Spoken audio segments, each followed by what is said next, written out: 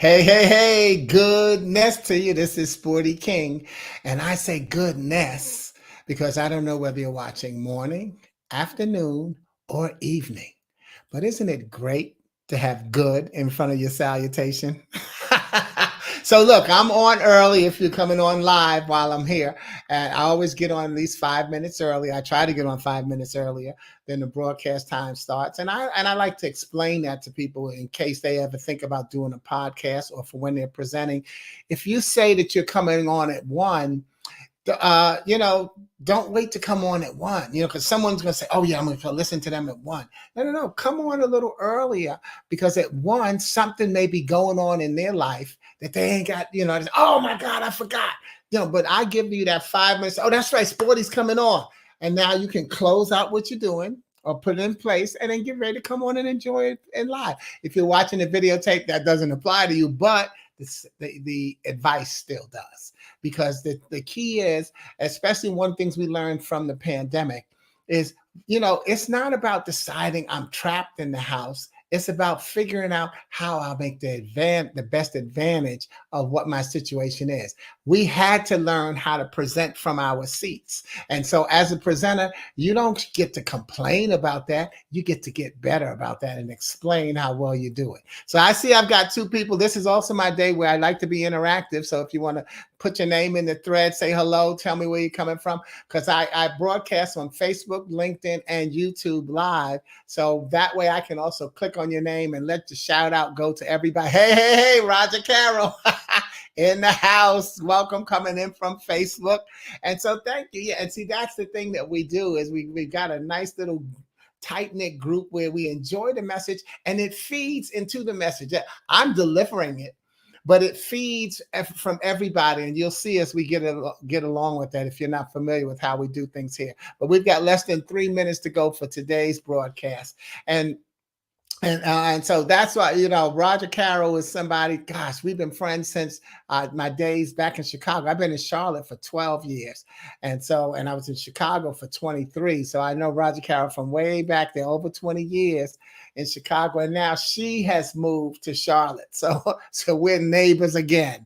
And that's just one of the joys and blessings of having quality relationships. Okay. And that's what you want to do. Make sure you have the quality relationships above the quantity.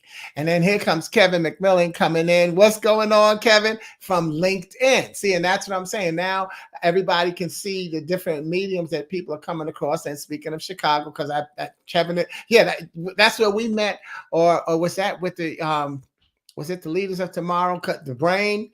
When it works, boy. You want to talk about when it ain't working, it's still working because I don't have to remember everything. Again, the quality of your friendships. And I know Kevin is somebody that I enjoyed linking up with. And you know what I got to say? I've got less than 2 minutes for today's broadcast. One of the things that I noticed on Facebook, for instance, I've got over 4,000 something, 900 friends. And so I'm almost at the top with 5,000 where they cut you off from having friends. You just have to go to followers. Out of my 4,900, I'd say I know a good 2,000, 2,500 of them, or close to 3,000. So I don't just take anybody. So I was right, Kevin. I said LOT. You heard me right. Former president of the National Black MBA Association. See, that's what I'm saying. You get a little glimpse. And I say, wait, don't I know that person? Yes. And then also coming in on LinkedIn is Tina, from Facebook, though, is Tina Salisbury, who I also met through the National Black MBA Association, where we worked directly with the Leaders of Tomorrow, which was the teen faction that certain chapters of the National Black MBA Association has. And so Tina was one of the chaperones and teachers, as well as I was one of their speakers every year. And so that was a great experience. I still got some of them grown-ups, now my friends on LinkedIn and Facebook as well. So thank you. And Kevin is somebody who was a wonderful, he was the New Jersey president, but he did a great job of still, coming there and talking to the kids, and because they were kids, and I made, what's the big deal about that? Not everybody does it. Not everybody does it. And so, so whatever you do, whatever small thing you do to make a difference in somebody's life, give yourself a pat on the back about it, because some people get a title and they become the title and they lose the person. And so Kevin, when he was even as the president, he didn't have to come. I don't know what their rules were, but the kids certainly weren't expecting it, all of that. So I'm off on this, that time I'm off on a tangent, but it's a tangent of love, because it's 1:00 and it's time for us to get this message started today. And from time to time, I'll go back and forth and respond to some of the questions or comments you put in the thread, but recognize that that's what we're here for. And if it's something that comes up in your mind, go. It's not like at church when you do a shout and then the preacher says, "Oh, shut up, I'm preaching." That's not what's going to happen. All right. But let's get rolling. Just remember, we got a time delay. I'm on what's called StreamYard. So I'm broadcasting across these mediums. And when you put it in, the comment in, I may not see it at the time that you're commenting to a certain question or comment. So we'll see. Anyway, all of that to say, let's get rolling. Welcome to Glue Wednesday. Now, I call it Glue Wednesday because so often people think of Wednesday as hump day. That's old school rules. We used to say, hey, we work Monday to Friday. Wednesday is the hump day. But the truth is, we've always had flex time. People have always worked 7 days a week. Some people don't work Monday to Friday. Some people work Wednesday to Monday, okay? And so Wednesday to Sunday. So we've always had flex time. We just never honored it. And so that's why they came up with hump day. But I say that Wednesday is the middle of a traditional 7-day week that keeps, regardless of when you work, so it keeps the week beginning and the weekend together. So that's why I call Wednesday the glue. And you see, it puts me in a prayerful mode, which is one of my favorite, because I love to pray. But that's why it puts me in a prayerful mode. And therefore I say Glue Wednesday is GLUE. God's love undoes everything. Not that it will tear it apart, but whatever has been undone, God's love will pull it back together. And that's why I say, because it's so important that we don't need to worry about humping. We don't have to get over.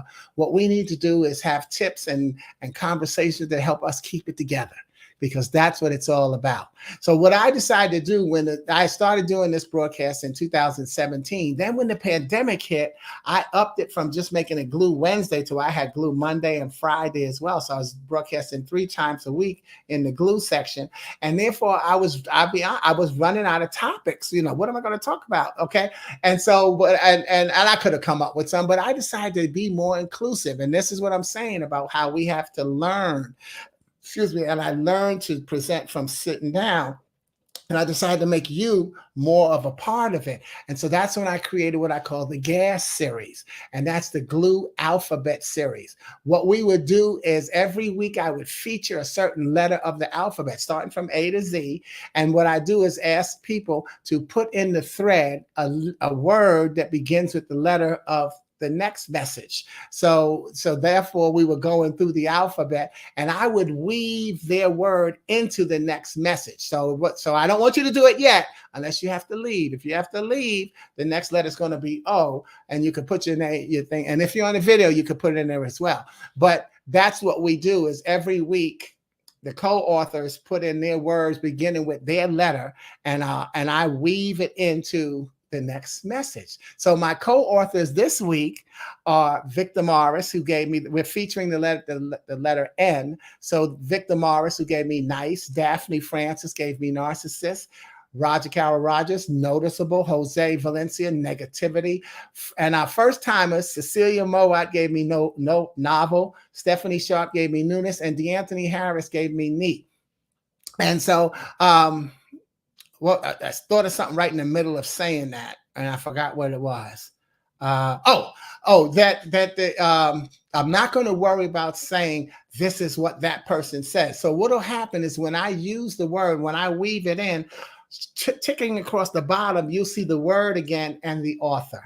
And so that's how I use that. And again, the challenge just becomes, and it helps with my creativity to get their words into the message. So you'll see that the co-author's name is going to smoothly go across the bottom, right? But I always have what I call a guiding scripture. Now, my guiding scripture for today's message is 1 Peter 3:10. For whoever would love life and see good days must keep their tongue from evil and their lips from deceitful speech. And that creates today's message, which is, when do you use the N word? When do you use the N word? And to start my message, I first have to introduce to some and refresh for others what I call sportyism number 2. Listen to the paragraph, not the sentence. Allow people to finish what they're saying before you judge the content of what they're saying. You see, so often it is our perception of things that promote or degrade the way we look at life. And how many people, think about it, you can put it in a thread if you want, but how many people saw the message title, When to Use the N Word? How many people saw that message title and froze in conversation with themselves about whether or not this was going to be a derogatory term or a racially charged message? It will not. However, the perception in the title is what made some wonder. You see, the title is the sentence, but here's the rest of what I call the paragraph. My guiding scripture within the guiding scripture today is going to be James 1:19 through 26.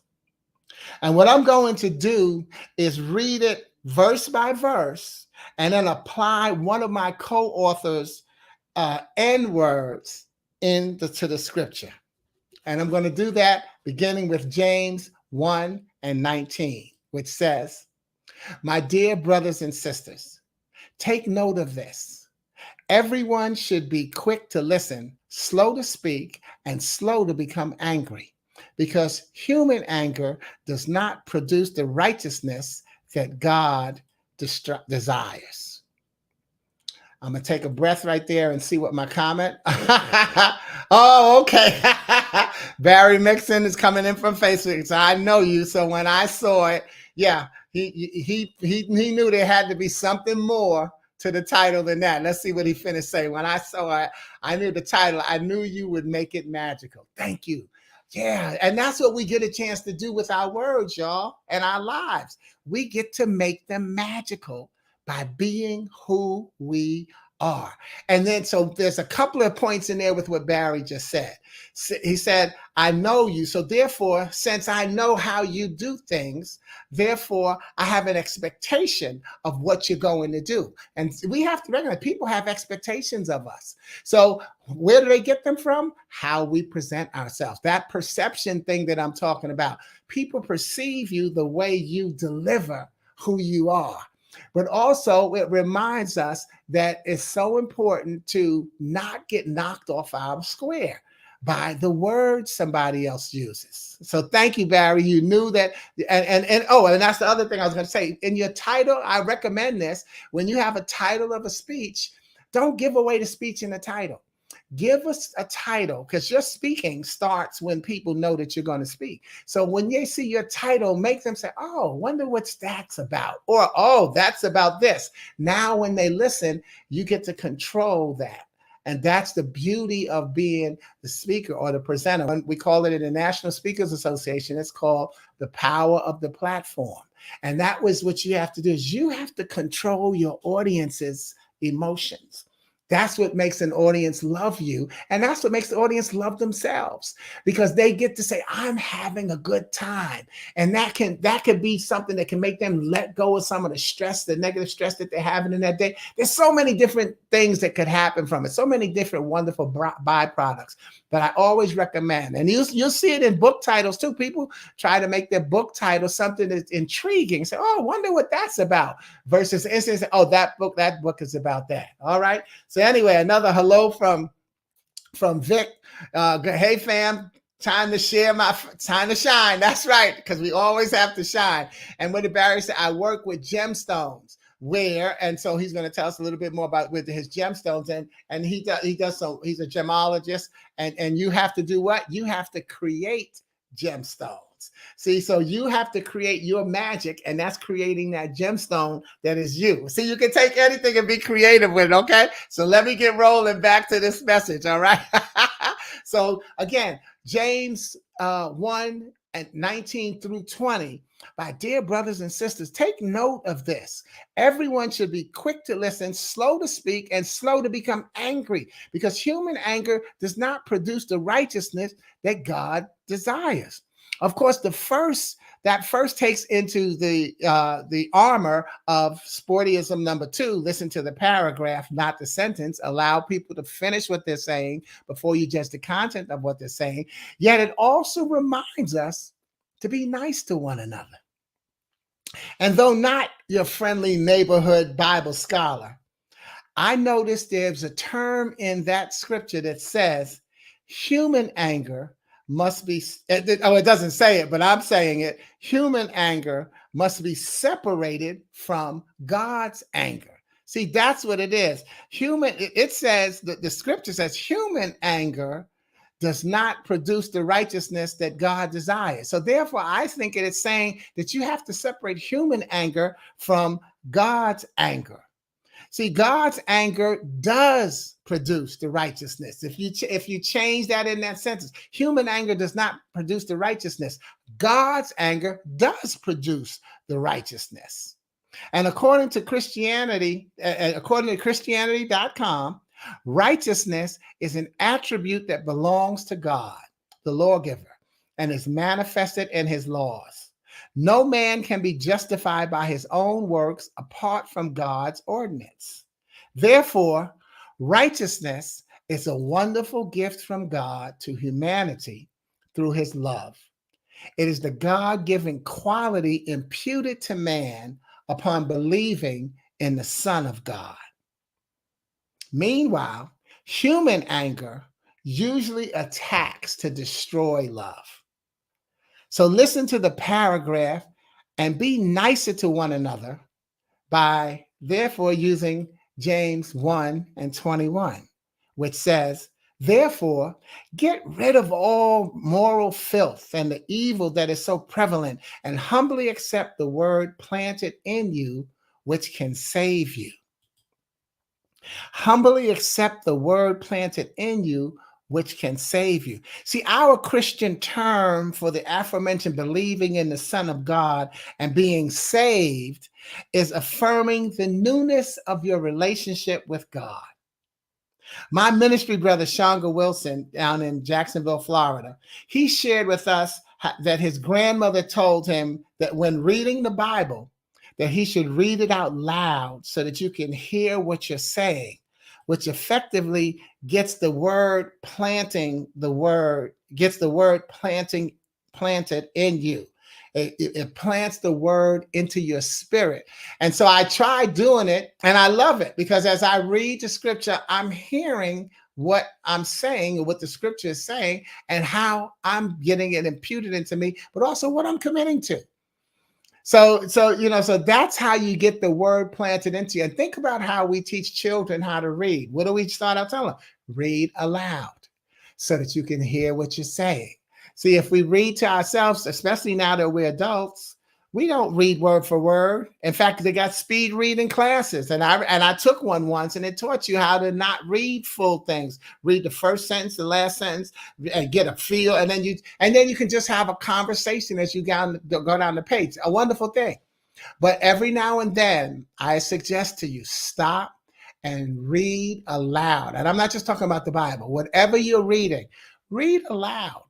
Because haven't you had, that's one of the things that you can use to combat your fear of public speaking, by the way, because sometimes we think, well, I don't know how I'm going to sound. I might stumble on words, because that's actually what will happen. If you constantly just read to yourself, when it's time to read out loud, it almost sounds like you don't know the words. And what will happen to you is because you don't read one word at a time. You see that there's a comma coming up. You know that there's a question mark. So you got to make sure that you're using the right tonal inflection based on what you're talking about. So it's so important that you read aloud every now and then to get yourself being better at able to speaking aloud. In fact, back to Kevin and Tina, when we were working together with the Leaders of Tomorrow with the National Black MBA Association, I always taught the public speaking class. And one of the things that I taught the kids to say was that public speaking is about knowing how to read. And so I took them through an exercise where they each got a different thing that they had to step up to the mic and read it. And then we talked about the benefits from them, therefore, doing that. Here, Rogercarole says, I agree. My biblical reading has much more meaning when I read it aloud. Yeah. And again, not just Bible, but especially this in terms of what we're talking about here.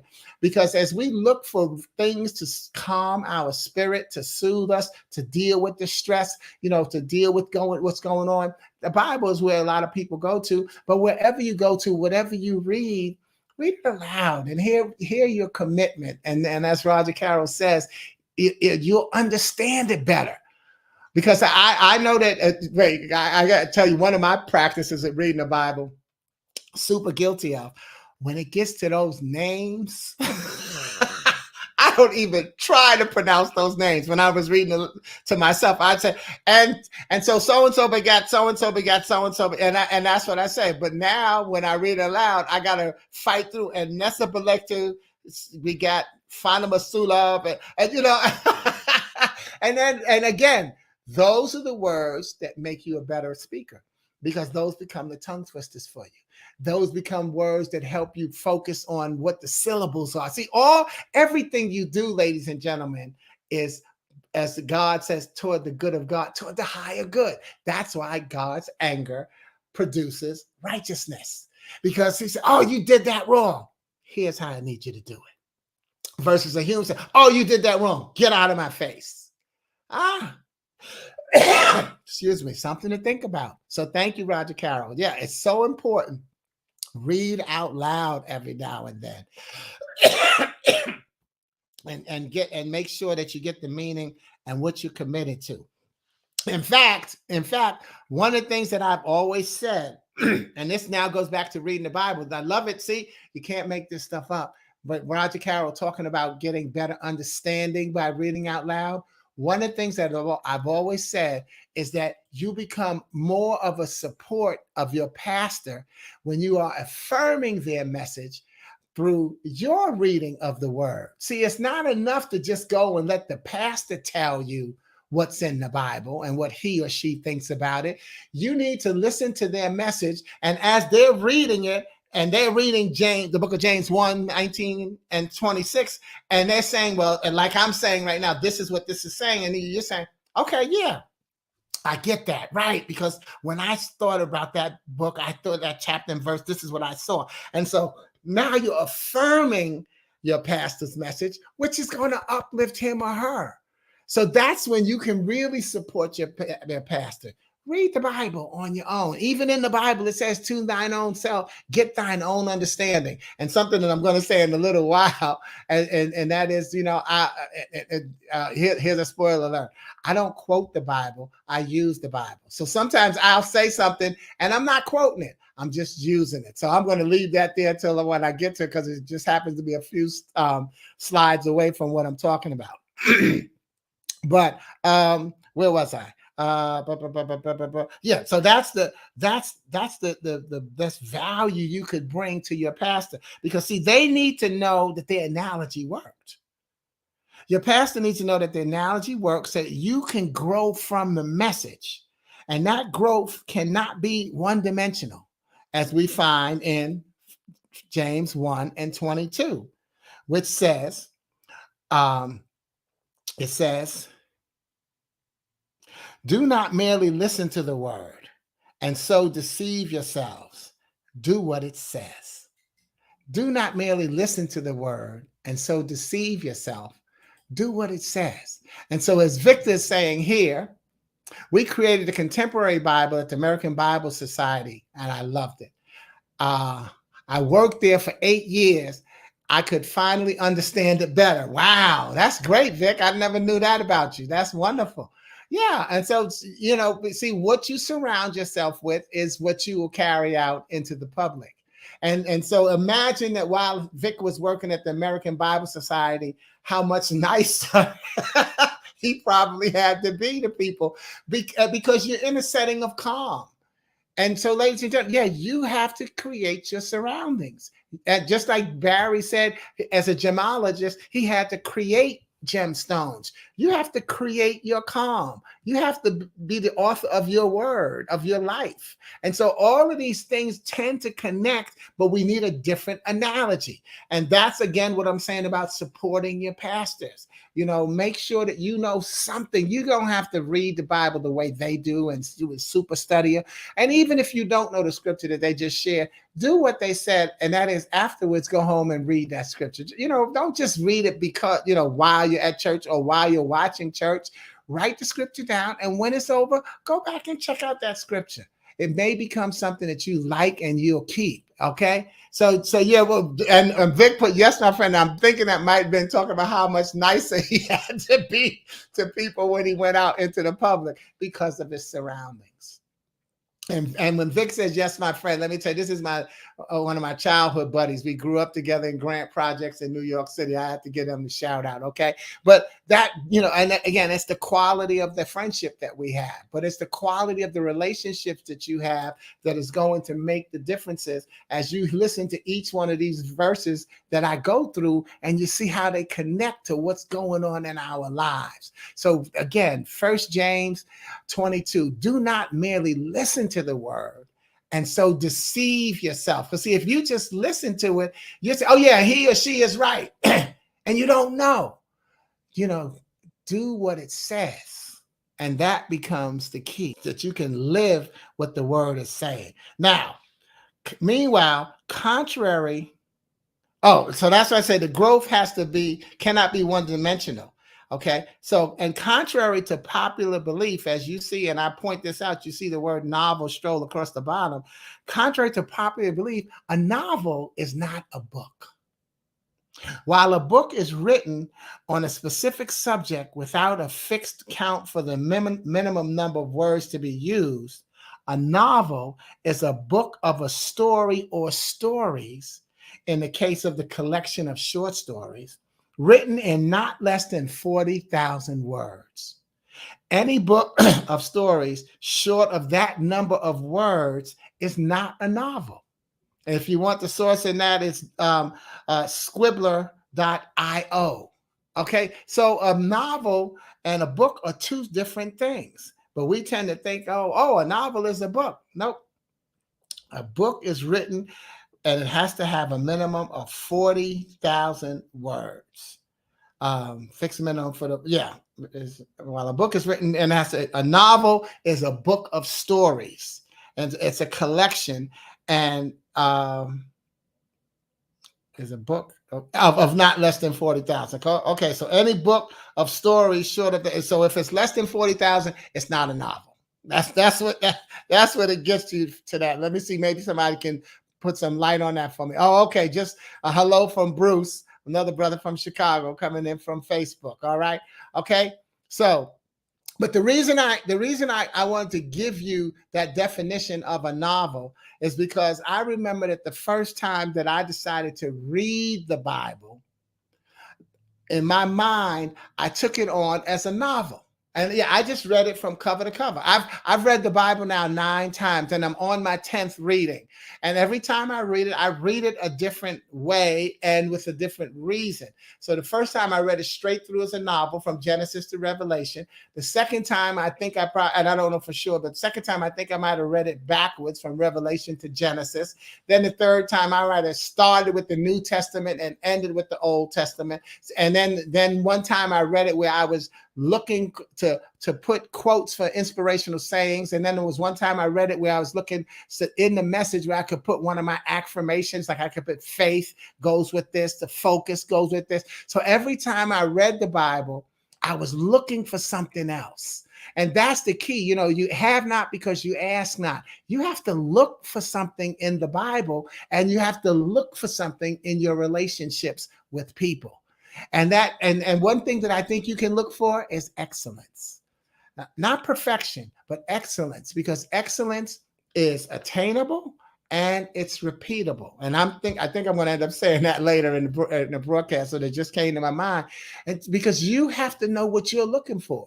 It's your life, and you have the right to look for what you need. And that is includes, again, the people that you bring into your life, the words that they're using, because they impact how you impact your surroundings when you take yourself outside.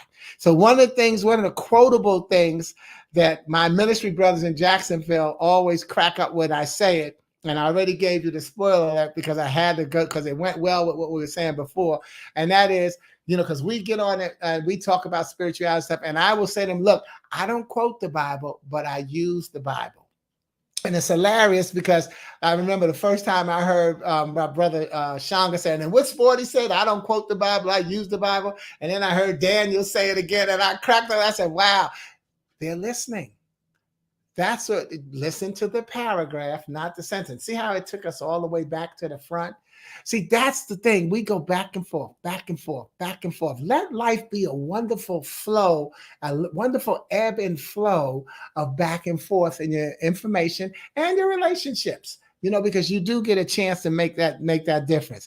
But I don't quote the Bible, I use it. So what I'm saying is, even on this broadcast, I'm quoting, I'm saying, and this is said in James 1:22-23, but I don't walk around the streets. I couldn't quote this to you in the streets. And when you do something, I say, well, you know what? In the book of John 12:3, you can't do that. There are people that do that. I can't. I read the Bible and I say, I like that principle. Oh, I see how that applies to modern day life. This is what I want to do with my life. This is how I'm going to be honest. This is how my integrity is going to be handled. This is how I'm going to show my faith. It's funny. It's one of my affirmations is mercy, MERCY. May everyone recognize Christ in you. See, that's what mercy is. May everyone recognize Christ in you. Like what Barry said, I know you and I knew your title was going to be magical. What are you showing people about who you are? When people see you, do they see that you're a spiritual person? Do they, how many people say, oh boy, here comes trouble, which is nice, a nice joke. But here comes this pain in the butt. People see you. What are you letting them see? That's going to be coming up on the next one too. Oh man, I love it how you'll make me get ahead, because the message is about continuity, not always about consistency or chronology. Okay, so that becomes one of the key. So recognize it's not enough to read the Bible or even listen to what your pastor preaches. You have to do what it says, not verbatim, but having the overall sense of how to apply where it's guiding you is important. And that's why I reread it. I'm on my 10th one. Okay. The Bible is not a big book of great stories. It's a big book with great endings. You see, most of the books in the Bible, where am I? Most of the books in the Bible have the pattern I posted about a few days ago. The pattern is problem, prayer, patience, purpose. That's the pattern in most of the books of the Bible. Psalm doesn't have it because it's all a poem. Book of Song of Solomon doesn't have it. Okay, but that's the pattern. And here's what happens. Each book starts out with a situation. The people get themselves together and proclaim that the battle belongs to the Lord. Then they hang in there to weather the storm. Then they look back and give thanks for how far they've come, hoping that one day we'll follow in their footsteps. So the problem, there's a situation at the beginning. The prayer, they get together and proclaim the battle belongs to the Lord. It's not, this battle is not yours. I tell you, I can't quote where it comes from, but we heard that this battle is not yours. We are not battling with physical. We are battling with spirits and principalities. So that's prayer. Okay. And then they hope that they hang in there to weather the storm. That's the patience, but that's also faith.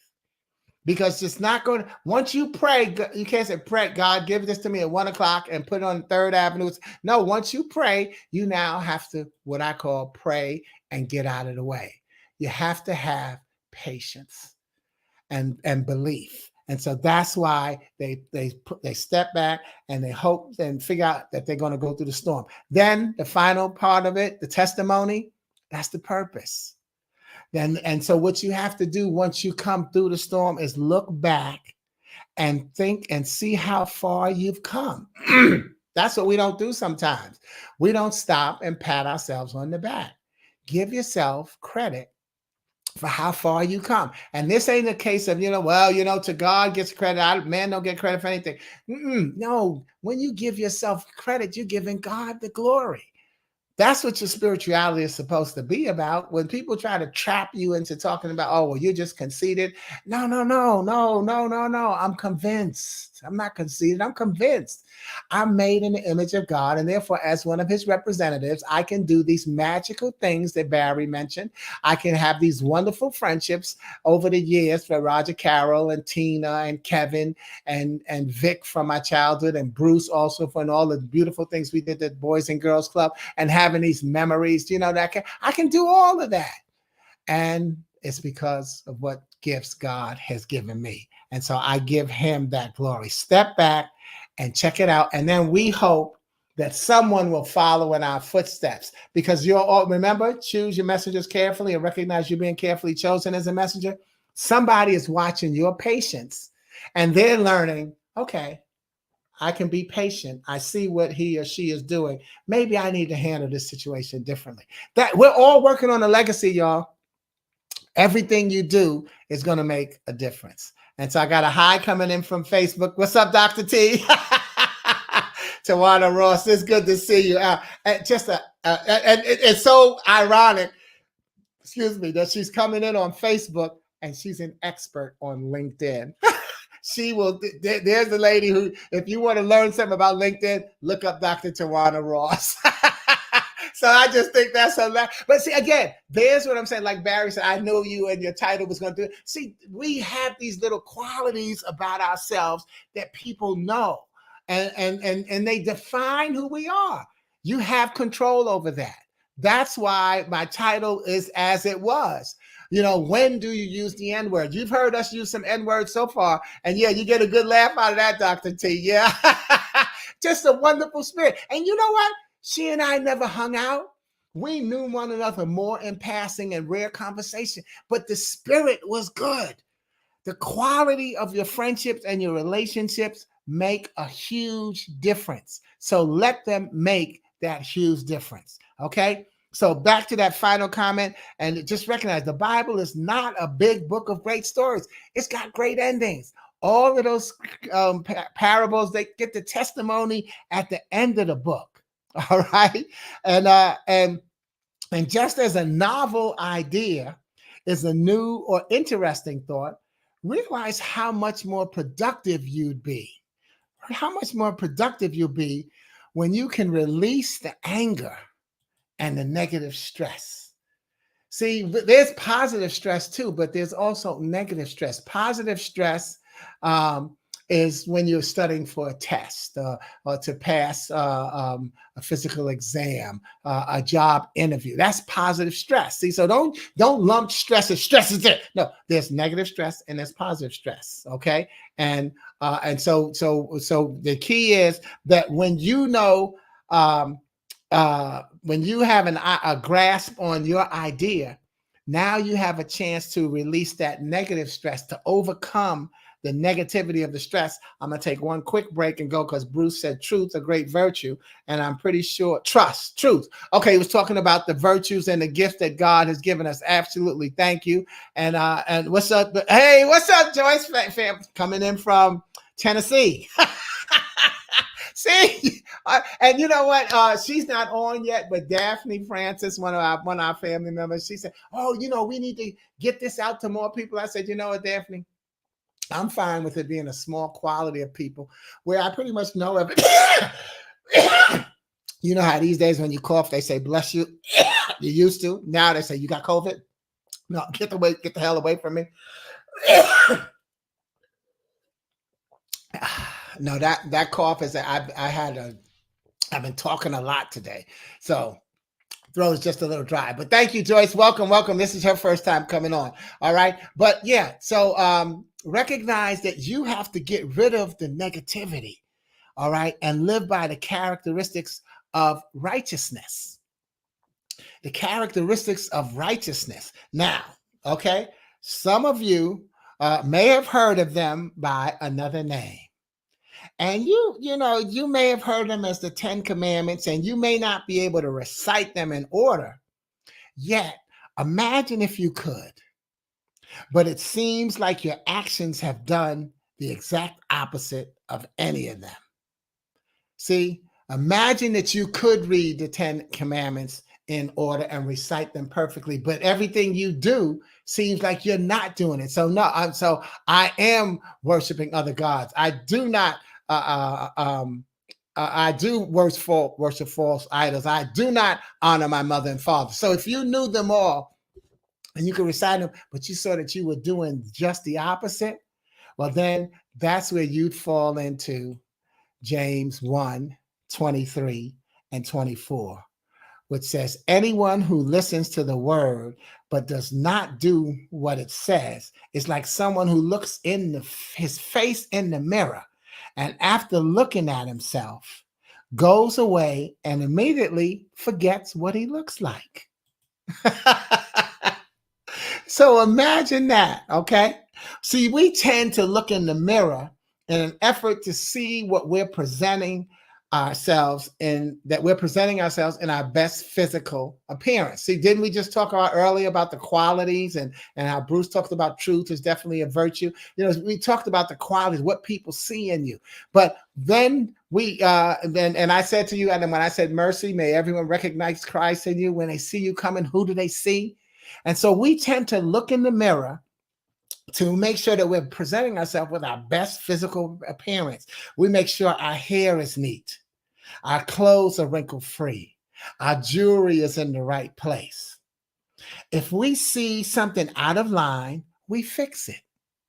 But there's a lyric in Michael Jackson's Man in the Mirror, and it states, if you want to make the world a better place, take a look at yourself and make a change. That change must grow from the inside out. In other words, what are your beliefs and who are you? What are your beliefs and who are you? You see, another thing about anger is that anger is a reactionary emotion. If I can keep you angry, I control you. And if I can control you, then you don't know who you are. You don't know your beliefs, and you don't know who you are if you're constantly in a state of anger. Because while you're angry, you're waiting for someone else to make the next move so that you can react to their move in an aggressive fashion. That's why you don't want to let anger control you. And if I can keep you angry, and even just let me give you a nice innocent way of looking at it. How about little kids who play around and they're not thinking about anger, but they keep bugging you because they know it bothers you. And stop. And then they keep on, because to them is, oh, the more I do this, the more because they just see you getting agitated. They don't think about you being necessarily angry with them, but that's what they do. They keep sticking you. And, that's the same thing with someone who is trying to get your goat, as we called it old school, and make you angry. Because now that I know that you're angry, I can do another move and control how you're going to react. And you may put yourself in harm's way being angry at me. While I'm totally clear, see, because you may not look at the surroundings, you're so busy focused on, I'm going to make sure I get him. Just wait, let me see if he does that. And you're not seeing what's coming at you. You're not seeing the environment that you're in. But I'm totally focused on the environment. And that's why I may be doing what I'm doing.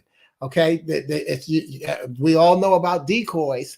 We all know about sending somebody ahead to see how, a lookout person to see how it is, a scout. See, there's so many different analogies and ways we can look at it. But again, the key is, if I can get you angry, I can control you. And if I can control you, then you don't know who you are. Where am I? So Thankfully, James 1 and 25 says, but who intently into the perfect law that gives freedom and continues in it, not forgetting what they have heard, but doing it, they will be blessed in what they do. Whoever looks intently into the perfect law that gives freedom and continues in it, not forgetting what they have heard, but doing it, they will be blessed in what they do. You see, when you add it all up, being nice. Oh, okay. Being nice, the newness, this novel called the Bible, fighting against activity with all its truths being neatly hidden in plain sight at the end of each book, there'll be a noticeable demeanor of calm confidence in your walk and humble interaction with people. Not a submissive humility that bows down to others, but a supportive humility that brings God to others. See, that's you. My humility is to God, not to man. I am not going to bow down and be submissive to man, when instead I can show them, what I did was because God gave me the strength, the truth, the virtue that Bruce talked about. God gave me that. And so now I'm bringing God to them and say, I'm humble to him. No, it wasn't me. It was my faith. See, that's what humility is about, your faith. And therefore, those who consider themselves religious and yet do not keep a right rein on their tongues deceive themselves, and their religion is worthless. Did you realize that most narcissists do fully believe in God? See, sometimes narcissists don't believe in God. That's atheists. Many narcissists actually fully believe in God. Why? It's how they believe that rubs many of us the wrong way. You see, God is the narcissist's wet dream, his ultimate grandiose fantasy. God is everything that the narcissist ever wants to be: omnipotent, omniscient, omnipresent, admired, most discussed, and awe-inspiring. And when they look in that mirror, that's who they think they see and say they are. However, and through their insecurity, reality sets in and their tongues deceive them. When this happens, they will begin subtly and covertly putting you down to devalue you. The motivation of the narcissist is to make you feel weak and powerless, so as to gain control over you, similar to the anger. They are deeply insecure. Narcissists are deeply insecure people. And here they will be projecting the devaluation of and feelings, about themselves on you. See, so they're devaluing you according to how they feel devalued. And the best way to shut down a narcissist is to not engage with them at all and to go no contact. Remember I said earlier, you have to create your surroundings, and you have that right. And if there's a narcissist among you, you have to cut them all loose. It's your choice. People in abusive relationships, as much as we say, oh, you need to get out, you don't know what's going on in that relationship. It's not until that person decides that they have to get out of that relationship that they will get out. Likewise, you are not changing the narcissist. If that's who they are, that's who they are. Don't we say, hey, you like it, I love it? Don't we say people have the right to be who they are, to each his own? Well, they do have that right. But therefore, I have the right to not associate with you. And I have to think about my bigger picture. I have to think about what's going on in my life and what it's going to cost me or add for me. And I make the choice. So you have the right to put the narcissist out of your life. Okay? And in fact, People that are narcissistic want things from you. They want your attention and they want your emotional reaction. And one of the N words that disturbs them the most is no. When you say no to a narcissist, that's how you put them in check. Similar to how Jesus said, Satan, get behind me. Say no to a narcissist when they ask you for something, then you can put them in check. You have to deny them control of your life. And you can do that by continuing to add up all positive N words and not let your perception get the best of you.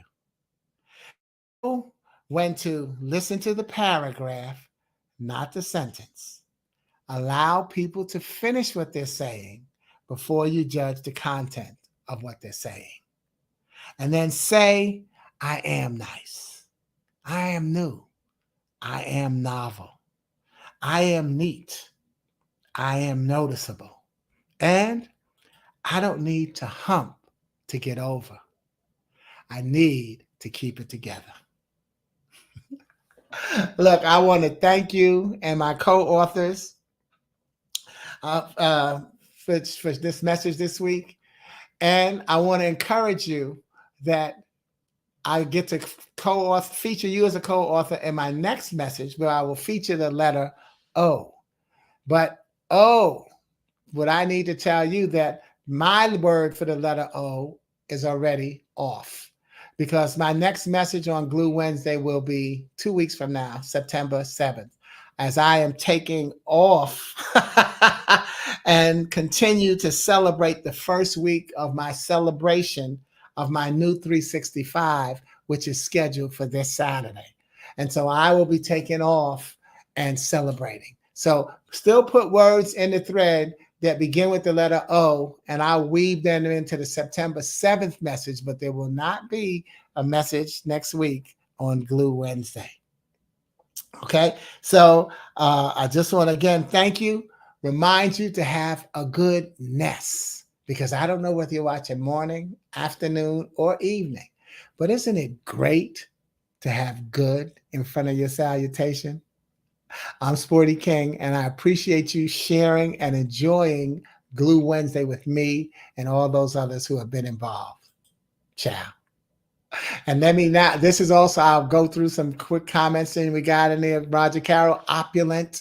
And I love that, because opulence is similar to what Barry, it's the grandiose, it's the magic, the opulence. And in fact, I have a saying that says sometimes we miss the opulence of the mountain by focusing on the shallowness of the valley. So thank you for that word. And Bruce says, happy birthday, old cool brother. Is old going to be your old word? Okay, I appreciate it. Derek Ferguson, another from my childhood. What's up? What? That was a blessing, man. Thank you, Derek. Thank you. Oh, man, because Derek is now, can I tell him, or you on witness protection? No. Derek is now in Richmond, Virginia. Well, but again, we all grew up together in grant projects, making a great story, great life for himself. Vic, as always, telling everybody to take care. There's Daphne. I knew she had to be in there, coming in there somewhere, and optimistic. One of my favorite songs is by this group called Sounds of Blackness, called Be Optimistic. Wonderful beat. That was one of the songs when Rogercarole and I, when we were, together back in Chicago. We were doing a seminar, leadership seminar on Saturday for kids, and Rogercarole played a song at the end of her session. And I think it was Be Optimistic. And I said, and Rogercarole, even if it wasn't, I want to tell you that I always credit you. And I think about this because what I started to do was have that song playing as people came into the room. So Be Optimistic by Sounds of Blackness. So what I'm going to do, I'm going to drop that in the thread so people can go and check that out, because I just love that song. All right. And so it's a blessing to hear. Vic, you talking about Derek, I guess. I'm not sure. All right. Yeah, that was funny. Oh, okay. You're talking about witness protection.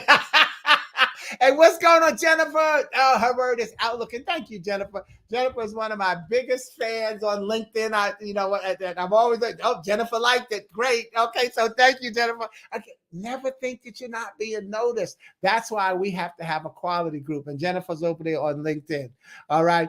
But again, if you're watching the video, which now most people are doing, put a word with the O in the thread. And if you're watching it on YouTube or on my website, then you're going to need to put your word in the comments, because when the broadcast is over, the chat goes away. So on YouTube or on my website, where it'll be rebroadcast, put your words in the comments. Derek, hope you can make it on Grant Day. Nope, I won't be there, but that's okay. It's all about the spirit. All right. So thank you. Everything is good.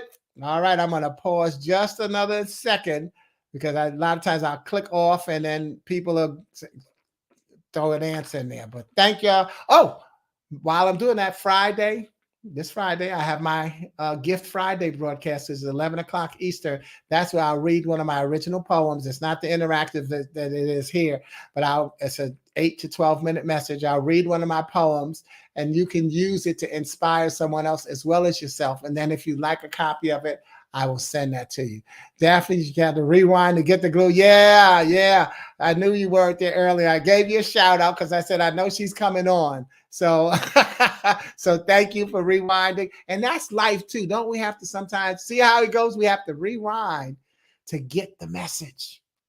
That I'm going to close out with that thought.